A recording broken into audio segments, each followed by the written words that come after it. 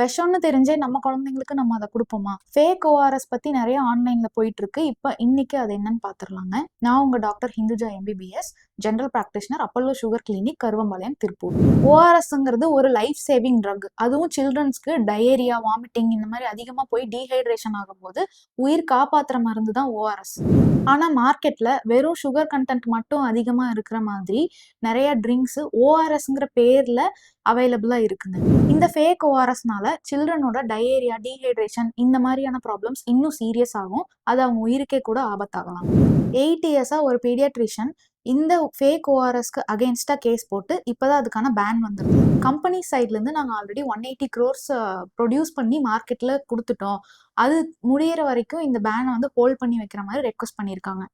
இது ஒரு சைடு இருக்கட்டும். நம்ம குழந்தைங்களுக்கு என்ன பண்ணணும்? இந்த ஃபேக் ஓஆர்எஸ் எல்லாம் நம்ம பாய்காட் பண்ணணும். நம்ம அதை கடையில இருந்து வாங்கியோ, நம்ம சில்ட்ரனுக்கு யூஸ் பண்ணியோ, நம்ம அடல்ட்ஸ்க்கு யூஸ் பண்ணியோ பண்ணக்கூடாது. ஃபேக் ஓஆர்எஸ்க்கும் ஒரிஜினல் ஓஆர்எஸ்க்கும் எப்படி டிஃபரன்ஸ் கண்டுபிடிக்கிறது, ஃபேக் ஓஆர்எஸ் கொடுக்கறதுனால என்னென்ன சீரியஸான காம்ப்ளிகேஷன்ஸ் வருதுங்கிறத பத்தி நான் நெக்ஸ்ட் வீடியோவில் பேசியிருக்கேன். கண்டிப்பா அதை பாருங்க.